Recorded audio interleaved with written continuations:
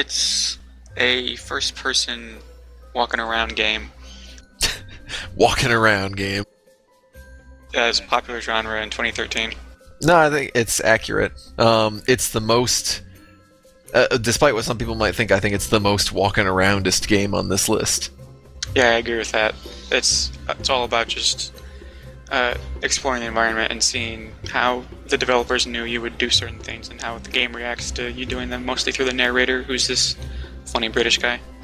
Yeah, I mean, I was surprised when I played it. Like, I tried to avoid anyone describing it to me, but I was surprised at just how much it was, like, get talked to by someone, you know? Yeah.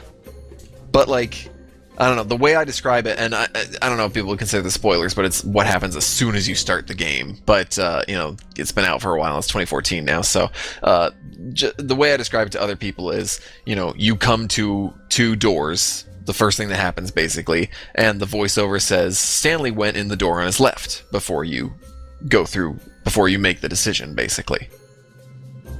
Right.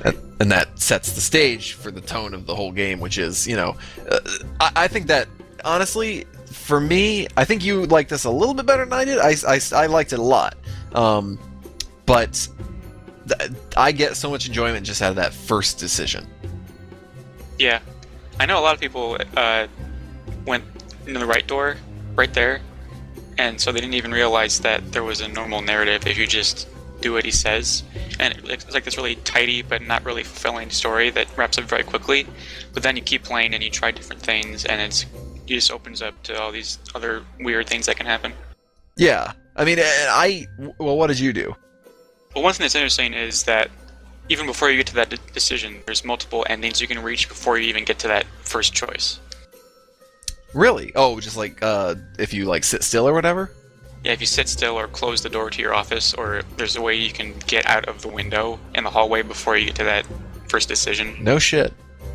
Yeah. I think I got like, I want to say like 7 or 8 of the endings, but I think all the ones that I got involved that decision. So that's interesting, and that is the nice thing about it, is that you get to go in and, you know, it's a really short game, obviously, but true replayability, obviously.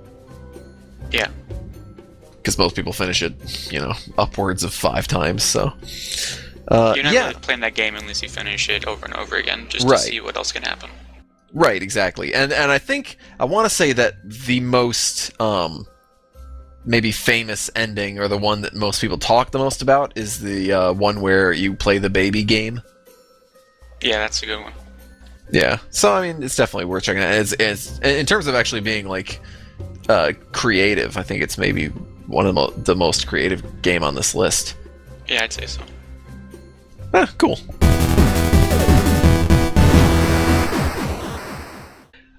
This game you haven't played, Matt, but you did recommend it to me. Yeah, I saw some videos of it and it looked like an interesting first-person horror game. Yeah, and as you are well aware, I'm a big horror game buff. I'm not usually... I'm kind of irritated, I'll say this, and this is true of Outlast 2, but I'll come back to it. I'm kind of irritated by how every horror game these days, you are helpless, and you can't fight back at all. I mean, it's fine, but I feel like, okay, obviously Silent Hill 2 is my favorite game of all time, and you can fight, and I still find that game very scary, even though you're not completely helpless. You are not super well equipped, but...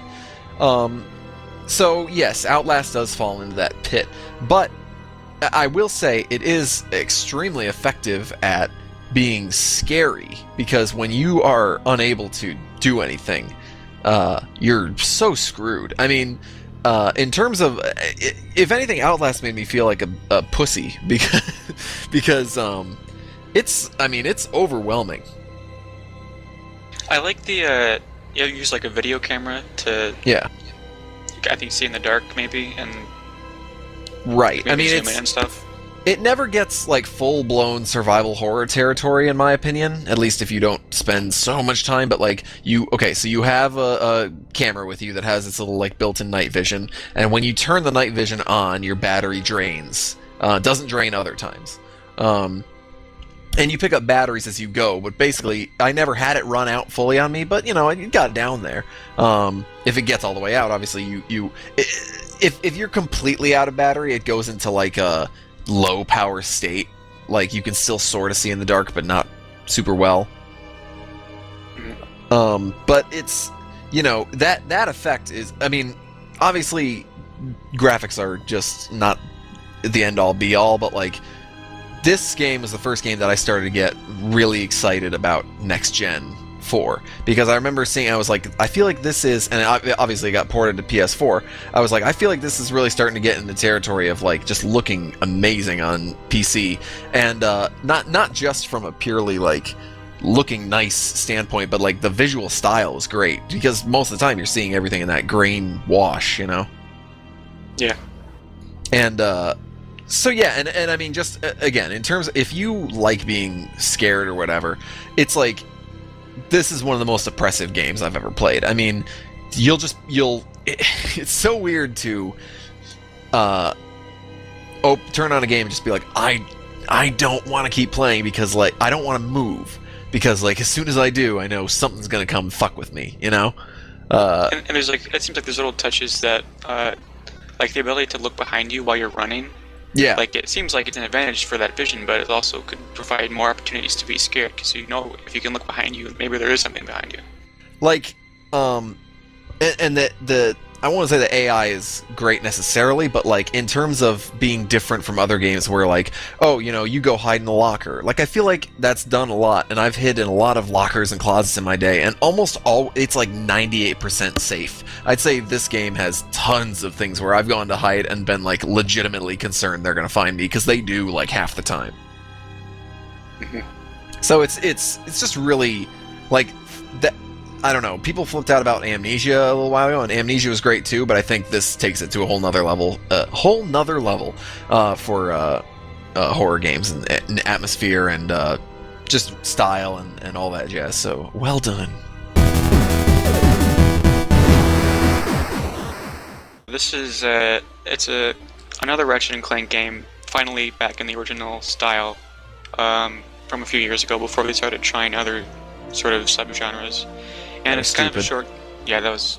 I question that decision, but it's kind of a short game. But it like every single second of it is like both still fun now and also a great reminder of how fun these games used to be.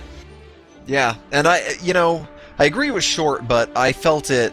Like I know this is a nostalgia trip, but I remember you and I both had a similar experience playing Ratchet and Clank Going Commando #2, where a game's fun when like you just want it to keep going. And like I remember getting towards like what I thought was the final levels of Going Commando and just being like, man, I just wish there was more. I think this is it. And then there were like 5 planets after that, and I was just like, oh my god, this is incredible. I got it. Obviously, still a short game, but I got a similar feeling off of Into the Nexus, just because I expected it to be shorter. I remember Quest for Booty felt a lot shorter to me. It definitely was shorter, and like I say, Into the Nexus is short, but it's definitely, for what it was, like one last Ratchet game before the new consoles. It was a full experience. It was just not quite as long as they've been in the past. Yeah, and I mean, if you're enjoying something, I beat it, I think 3 times in a row. Well, I think I platinumed it, but I beat it, and then obviously did the New Game Plus or whatever, and then I beat it again, just because it was easier to level that way. Yeah, and I think you and I discussed this. Just really well put together in terms of like, the weapons worked pretty well together. But I just remember the thing I was most impressed with is they introduce a flying section, and they've done little bits of flying sections in the past, but they bring you into these areas that you've been already, or that you can traverse on foot, and then they put you flying in there. And I feel like a lot of games that it would just like crumble in front of them, but the shooting and everything worked perfectly well, in my opinion, in that flying mode too. And I think it's just interesting how seamlessly that was integrated. Yeah, they found the right way to add that to the game without like making it feel too limited to not be fun. Yeah, and I don't know. Yeah, I mean, you said something like you think this is the last Ratchet game, right? I think it might be the last one that Insomniac makes. Yeah, that's quite possible. I think they'll probably something if that movie pans out.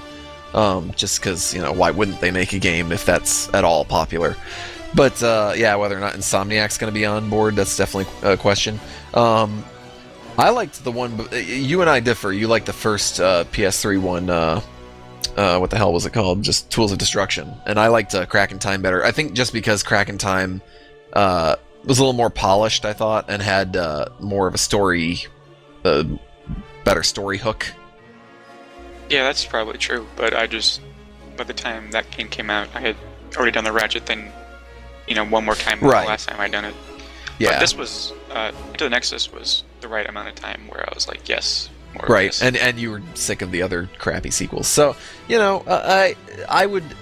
Obviously, I think that type of game has been done a lot, by that team anyway, but, I don't know that I would care if they just kept releasing them. I would probably be happy with that.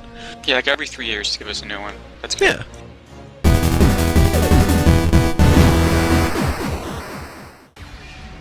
Yeah.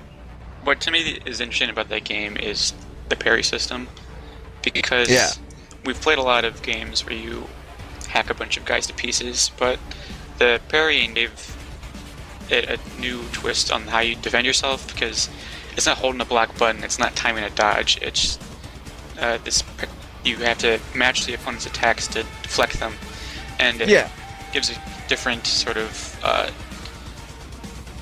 feel to defending yourself and staying active in combat while you're doing so. Yeah, I feel like it was it's weird, and maybe it's deeper or less deep even than I think that it is, but I got the impression that it was forgiving, but also the better you did it, you could have really solid results. Does that make sense? Yeah, it's not terribly hard to do, but it's really fun to do, and that's the important thing. Yeah. And this is kind of true of any character action game, but I find myself oh, you're going to have a boss fight now. And I just start doing cool shit. I just start doing things, not because they're going to help me beat the boss well, but because they look cool on screen. Do you know what I mean? Yeah. I just start running around, or I walk slowly up to the boss just because I feel like a fucking badass. And that's I feel like that's the only type of game that I do that in. I think half of the whole idea with that game is just being able to control someone who's a fucking badass. That's all riding it.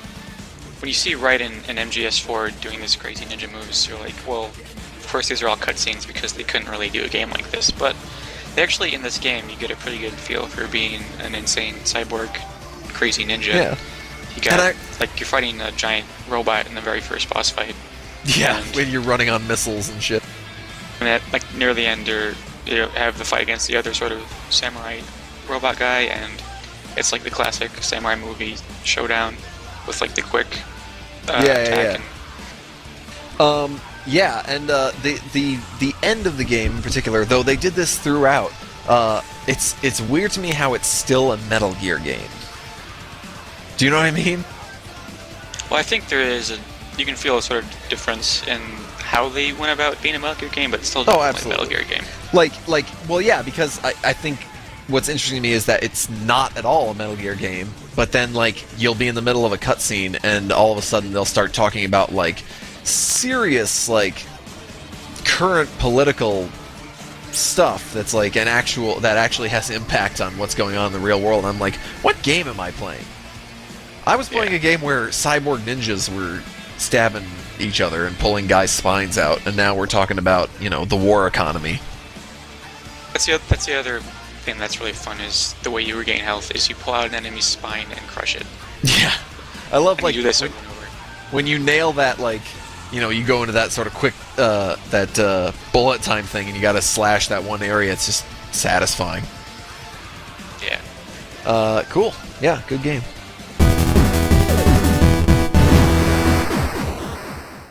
Yeah, it is. Not the original Tomb Raider. That didn't come out in 2015. I thought we were reviewing the old-fashioned Tomb Raider. Nope, this is the reboot with a younger Lara. Yeah. It's like I almost experienced the game in like different chunks because like I hadn't read or heard much about it until after the sort of initial thing when it was like being teased or talked about, which was like I don't know, there was like controversy over like Lara Croft being like raped in the game or like beaten almost to death. Like that was the impression I got from press coverage. Yeah, they went a weird way about sort of teasing like what would happen in the story. Like they would like say, "Oh, Laura's going to be vulnerable, and you have to protect her." And it's just a very weird approach to take with marketing it because when you actually play the game, she is kind of she starts out she's kind of just a normal girl, and of course because it's a video game, very quickly she develops these skills to kill hundreds of guys. But oh yeah, she still has a believable character arc of coming into her own as someone who can protect herself without being a ridiculous human being. Right, and even and that's again going into the mixed bag territory. Was like I did get that impression. Like I got the vulnerability at the beginning, and I was like, oh, you know, this is really like an interesting take on this. And then by the end, I felt like the fucking angel of death. You know what I mean? Yeah. Like I was just blowing up old, you know, Japanese temples, and like I just didn't give a fuck. But it was all good. You know what I mean? Like. Even though it was kind of a different experience, a different arc throughout the game, one thing I heard about but didn't really get to explore too much was that it was originally going to be a lot different. There was going to be like an almost, I got the impression like almost RE4 style like horror aspect to it originally. I mean, there still kind of was. Yeah, it's kind of, it's sort of like this middle ground between Uncharted and something really dark where, it gets pretty harrowing at times, but it's still ultimately an adventure story, so it's never... And they want to make you feel like you're strong, so... Yeah, and they did a good job. I liked all the...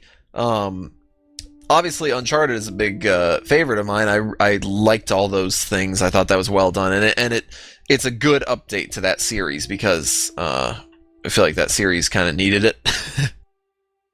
Yeah, I needed someone else to also give it a try and see what might work a little better and what actually does work perfectly and doesn't need to be changed. Yeah. So yeah, it was a good game. Tomb Raider. All right. Raiding tombs. You don't really raid many tombs in that game, actually, but it's still a fun game. There's the side quests. Yeah, but those, it's like, they're like one puzzle each. I don't know. Yeah. Good kind of physics-based puzzles. Yeah, they were cool enough that I wish they did a little bit more with that, and maybe a few less like QuickTime event type things, but the sequel could be even better than that, so I'm interested in seeing what else they can do with it, because just the basic moving around in combat is a lot of fun. Yeah, definitely. And I liked I'm a sucker for this in any game, but all the RPG elements brought into it, I enjoyed those. You know, it's kind of an easy way to just make you feel like you're having more fun when like you can just upgrade shit. Loved any of those sequences where I'm like jumping and clinging onto a cliff at the last second with my little axe thing. It's all like, you know, it's the same thing in Uncharted when you're jumping around the ice mountains with your bare hands and you can leap up 10 feet. It's ridiculous, but it's fun as hell. Okay, so I know in the last few years you've kind of soured on Zelda. Yeah, it sucks. I've remained a fan, but this one's, I think, different because pretty much every single person who's played it has said that it's the best Zelda game since, and then they say the name of the last Zelda game that they loved. No, I'll be real, and I know I've described this to you before, but like, here's my thing with Zelda. It's not bad by any means, but it's just been kind of a little disappointing, especially when everyone like just freaks out about the new one when it comes out. Like, oh my god, Zelda! 9 out of 10. And then I notice this thing happens where I go and buy it and I'm disappointed, and then when the next one comes out, everyone shits on the previous one. So what I've decided to do is wait until the next Zelda comes out and see what they now say about Link Between Worlds. But I'll be honest, I assume that it seems like this time around people are genuinely like excited about this Zelda game, and that it's actually like a pretty good return to form. Yeah, there's really just every single moment of that game is good. Like it's kind of weird to say this about like a handheld game, but the action it's like a really good action game because you move really quick and it just feels right. Like if you play an old Zelda game now, like a 2D one, it kind of feels old. But this is like they took that awesome formula and they just made it really smooth and quick, and it feels great. And they have this mechanic where you blend into the wall, so you can like go through cracks or move horizontally where there's no floor. And it seems like that could be a gimmick like in another game, like, oh, look at this one thing you do like every once in a while, but they did it like it feels really essential to the game here. So Yeah, these really cool abilities. Yeah, I didn't play Skyward Sword, I'll be honest, but a lot of this, like, almost every Zelda game seems to have, like, that kind of gimmick thing now, and I don't know that it's been really well implemented since, let's say, Wind Waker. Yeah, well, I think it's really well implemented here, and also it's just, you say, like, there's, like, 10 dungeons in the game, and every single one is really good. Like, they're not too tough, they're not too easy, you just... I was gonna say, is it difficult? It's like you'll be thinking the whole time, but you're never gonna be, like, stumped for more than 5 minutes, but... Okay. It's because like, that's another big problem I have with a lot of Zelda games is they're just so hand-holding. Yeah, this game, like, I'd say like the first half hour probably you are sort of guided where to go, but then after that you have a little bit more choice, and eventually there's just like, okay, here's 6 dungeons, here's a store where you can rent all the items there are, and just do whatever you want. Yeah, I heard it's a little bit better on the hand-holding side of things, so... Yeah, and just every single second of that game is fun to play, so... It's if I had a 3DS, I would definitely check it out at this point. Alright. Rad.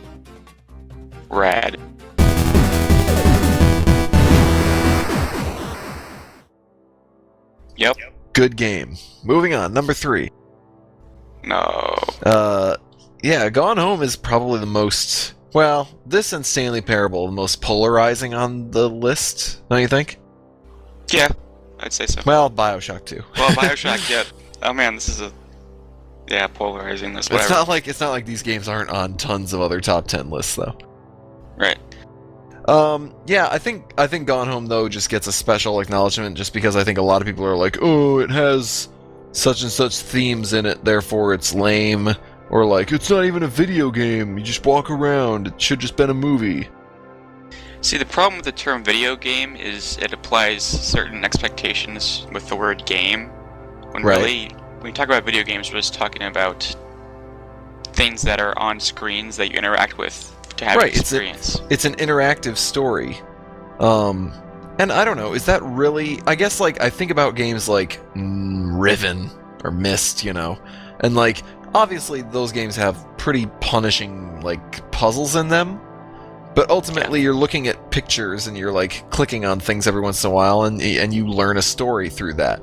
And, you know, Gone Home, it doesn't really have, like, puzzles in it, but I got stuck at one point. I didn't know where I was going.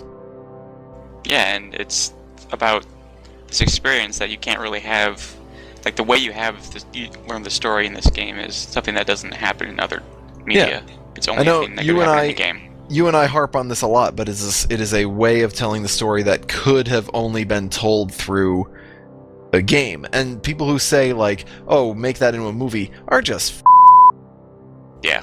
Because what would that movie have looked like?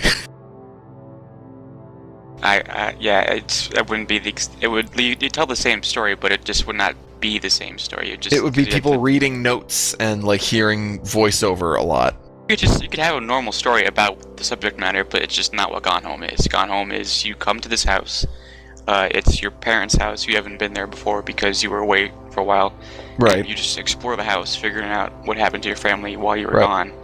And I like when I went into it, I was like, I didn't really know anything. I'd seen, like, little bits and pieces here and there, and I was like, is this a horror game? I feel like it's not quite a horror game, but it has, like, horror elements. So I was expecting, and that's, like, the kind of way that they set you up. It definitely plays with your expectations a lot. Yeah.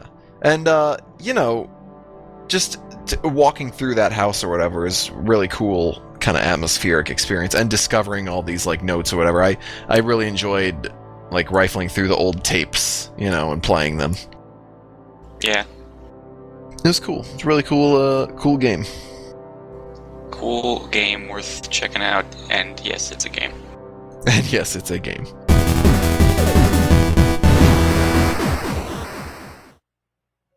Brothers. Brothers. Right after Gone Home, this is another game where it does stuff with the story that only works because it's a video game. These two brothers know how to handle business. Yeah, I was thinking about that too when I saw that. They have a strong bond. You don't want to hear about it now. It's just called Two Brothers. But yeah, I picked this up on your recommendation. Sat down to play it. I want to say I took maybe like a little tiny short break, but I don't even think that I did that. I think I just sat down to play it. No, I took a little break, but in like the span of a couple hours, I just beat the whole thing. And you know, as I get older, I mean, what was it, like $15? I think. Yeah, something like that. As I get older, the more and more I enjoy these kind of short single experience games. Maybe it's just because I have less free time or whatever, but you know, kind of like Journey or Gone Home. But you know, Brothers. Really, I didn't know anything about it going into it, and it had just such an awesome arc for me personally. Like, starting out, I was like, oh, this is kind of wacky, weird controls, and then, oh, you know, this is like very stylish, very like Disney Pixar style, like animations, and you know, nobody says any real words. You know, they kind of got that. You know, telling the story just through pure like emotion and action, and not at all through dialogue, whatever. Right. And then, like, not going into spoiler territory, but like towards at the very end, there's just this moment that makes the entire game like I don't want to say I broke out in tears, but I definitely teared up at it. And like again, like if there's any game on this list that more like it shows that video games can tell stories in ways that other mediums can't, it's Brothers. Yeah, and it's got that. The controls are kind of weird because you control two dudes at once, but it becomes really important to have the game's whole purpose for existing. Absolutely.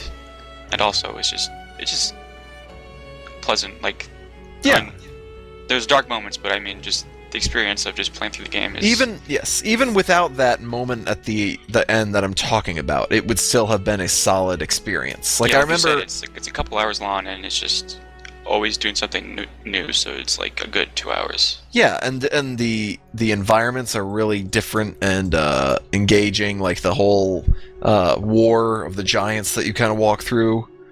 Yeah.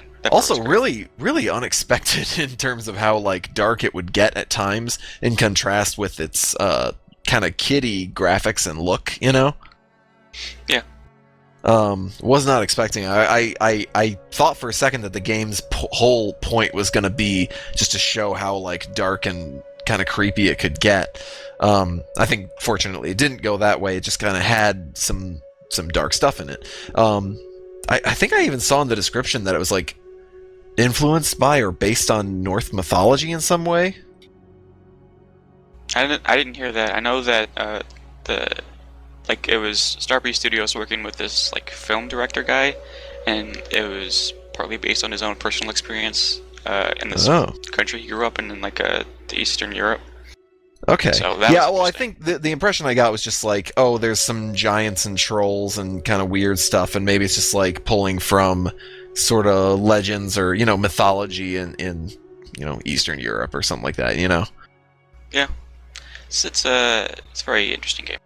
Yeah, the gameplay is a little daunting at first, but it's totally worth it. Absolutely one of my favorite games of the year. Yep.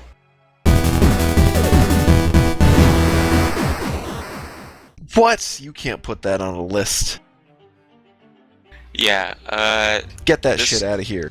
This game, I was kind of surprised because it was like sort of a magnet for criticism of AAA game design in a way that I haven't seen in a long time.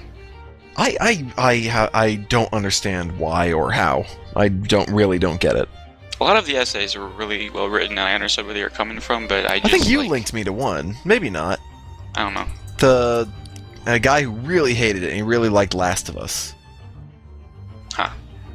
Yeah, sorry, I can't remember who it was, but I remember like some people would just pull out random weird criticisms, and I know I think some people didn't like the kind of racism angle at the beginning.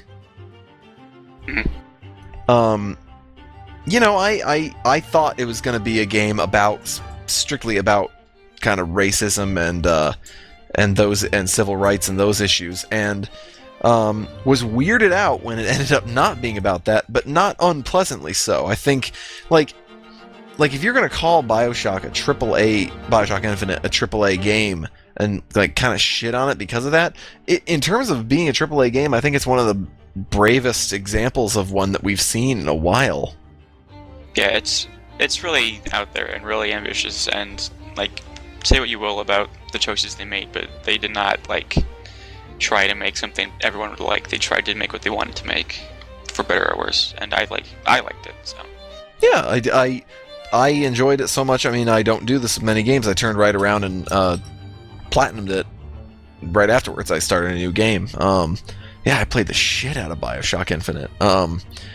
Yeah, I liked the characterization. I liked the plot. I liked all the themes. The plot especially. I just liked that they went in that direction because it was totally left field from the other BioShock games. You know, also, it just should be mentioned, just in terms of both art direction and art production, like that team is ridiculous, and just how much amazing looking stuff they created. Yeah, really cool series of games. I remember I was talking to somebody just in the series in general who doesn't play games anymore, and I was describing to them BioShock 1, and they were kind of a politically minded person. I was talking about how it was sort of like libertarianism gone wrong, and they were like, "Oh wow, what a cool idea for a game." And I was like, "It is a cool idea for a game." Like, yeah. I don't know, like we don't think about that, but like it's really just interesting, well-crafted world, and you know, the ending alone to BioShock Infinite, I think, is just great. Yeah. Also, I think you liked it a little bit more than I did, but I was feeling kind of, down on it at some point. But then, like, I played the DLC that just came out, and it was like, you know what? Screw it, BioShock is awesome. Just everything they do is, like, it's right on my alley in terms of creating a world and putting you in it and having interesting things happen all the time. So do you think you like Rapture better than Columbia, maybe? I don't think that's it. It's just reminded, because it wasn't really exactly that I was in Rapture. It was just in that whole universe again. I was like, this is weird, and I can't believe that they spent millions of dollars making this, and it seems like it shouldn't be popular, but it is. Right. Speaking of which, it's weird that you maybe didn't like the game as much as I did, but you've played the DLC and I haven't yet, especially when I loved Minerva's Den so much, so I really got to get on that. Yeah, it's cool. Alright. Well, yeah, so anyway, let's stop beating around the bush. With the greatest upset in video game history, number 1 is The Last of Us. The Last of Us. Bet you didn't see that coming. I saw it coming. I was, really I remember towards the end of the year, like, I played Last of Us and I was super jazzed about it, and then Grand Theft Auto 5 came out and it was selling all these copies, and I remember thinking, like, if Grand Theft Auto 5 beats out Last of Us on a bunch of top 10 lists, I'm just gonna be furious. And thankfully, I don't know that I've ever seen a game so heavily dominate the number 1 slot on so many top 10 lists as The Last of Us has. Interesting. Would you agree, or? Well, I guess I didn't look at too many. I know I saw a lot of lists. Well, okay, so Last of Us, I loved that you loved it. A lot of people loved it, but a lot of people didn't love it, or even like it. Really? Either. I Yeah. know. Okay, I've been listening to like a podcast occasionally, and someone will trot out that they didn't like it, and I'm just like, wait, what? And I gotta rewind it and re-listen to it. But you know what's interesting about that is I feel like, and this is not a great case study because I feel like this is only 2 or 3 people that I'm specifically referencing, but the people who say they weren't into it or whatever did not finish it, and in fact don't seem to have gotten very far in it either. Well, yeah, people who don't like a game tend to stop playing it. Well, okay, but I just mean, like, I feel like a change happens when people play it for a little bit, and that kind of... I do know that some people did let it grow on them as they kept playing, and then they eventually came around on it as a whole product. Right. That's for sure. And that makes sense for a game that's based largely around A, survival, and in survival over the long haul, and B, caring about these characters that are, you know, built up better than almost any other game I think I've ever seen. Definitely. Yeah, I mean, pretty much every aspect of it is freaking incredible. You might say that The Last of Us is the best survival horror game ever made. Yeah, I don't know. It's weird to say, but I don't know that I was ever like... That's not true. There were parts of Last of Us that were certainly so tense as to be scary. Yeah. You know, like when you're in the sewers or whatever, and all of them start screaming and running at you, and you're just like, oh fuck! Or there's just like waves and waves of them coming at you. It doesn't try to be scary like certain horror games do, but it does have the kind of setting and content that fits the whole survival horror thing. Like specifically with, you have to scrounge resources, you have to be careful about how you approach enemies, and you're fighting zombie type things pretty often. Yeah, and it has that sort of thing that really well done games have, where like you always feel like you're on the edge of running out, or you always feel like you're on the edge of dying, but you don't. You know what I mean? Yeah. Yes, I think you mentioned, but maybe you were quoting somebody else, that the game does not have a mini-map. That's true. And yet you feel perfectly capable getting around areas and knowing where you are, because the level design is awesome.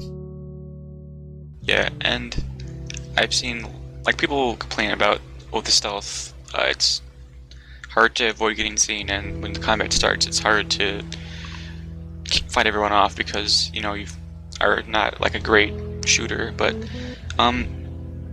Steve Gaynor, who's the designer of Gone Home, I think he mentioned the game Last of Us has like aggro stealth, where you want to avoid being seen, but you also want to be actively taking out enemies. So if you do get seen, you are in a more manageable situation. Huh.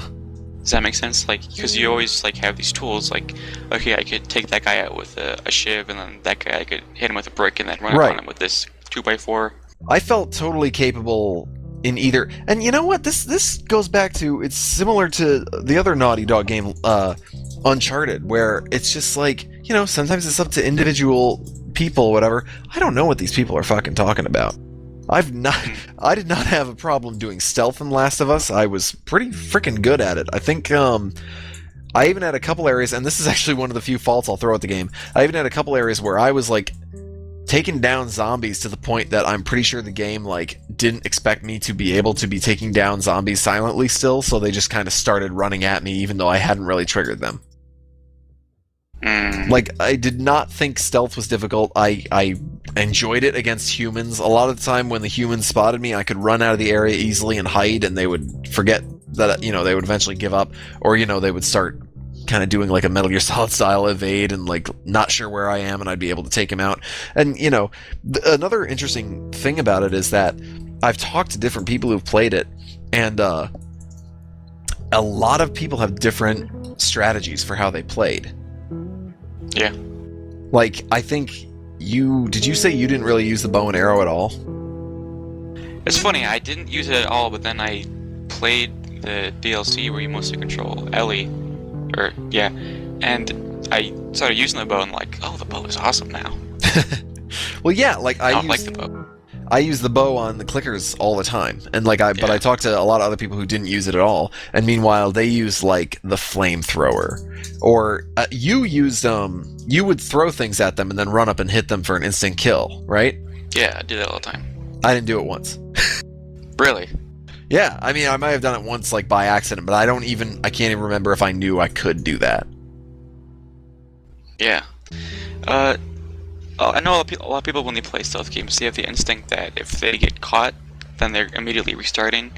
But like, Last of Us, I think it's all about just staying in the moment and Yeah. reacting as the situation happens, and it's really cool if you get You're into a- it and let it happen that way.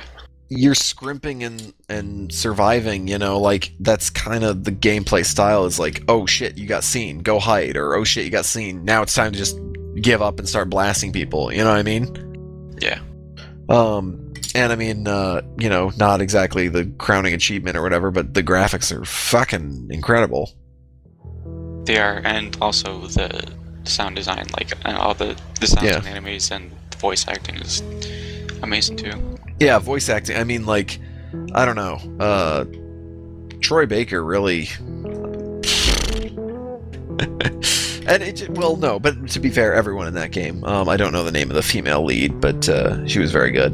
Ashley Johnson, I think. She was in the movie Avengers. Did you know that? Yep, I did know that. She's like the waitress at the end that they're interviewing. Yeah. Yeah, I mean, and then, not to go into like spoilers, obviously, but, towards the end, I feel like the whole time everyone's thinking like, oh, Joel's gonna die, or Ellie's gonna die, or Joel's gonna get infected, or whatever. And then when it started, and I got to the point where I was concerned about the characters. I was like, ooh, I don't want that to happen. But then towards the very end of the game, like towards the last area, I was like, my fear of that happening went away, because I was like, they're not gonna do that. They're gonna do what's good for the story. Yeah, exactly. And that- Like that they're not ending gonna. is They're great. not going to It's- make us invest this much in these characters and then just be like, oh yeah, one got infected. The end. Yeah, it's a really ballsy ending, really good ending. Yeah, that some people hated. They do not understand how things are to be. I actually personally haven't met that many people who like. I think everyone I know who's played it liked it, but I've just heard some people on the internet didn't like it.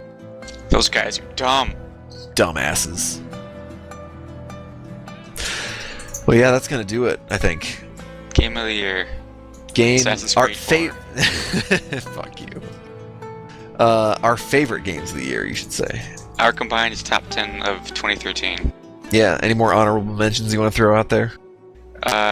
Assassin's Creed 4, Saints Row 4, Grand Theft Auto 5, Sly Cooper 4,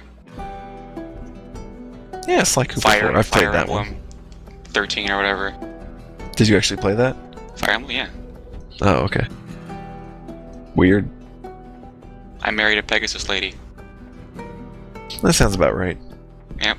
Shout out to Papers, Please. Good Oh, game. yeah. I haven't played that. I'm Stamping sorry. passports. Yeah, a lot of people like the Papers, Please. I kind of get what it's about just by the way people talk about it. Yeah. Like that it's kind of like mindless, soulless, I don't know, chore shit that makes you feel like you're one of those people. Is that accurate? Yeah, but you also feel this strange pride in your work when you do it right.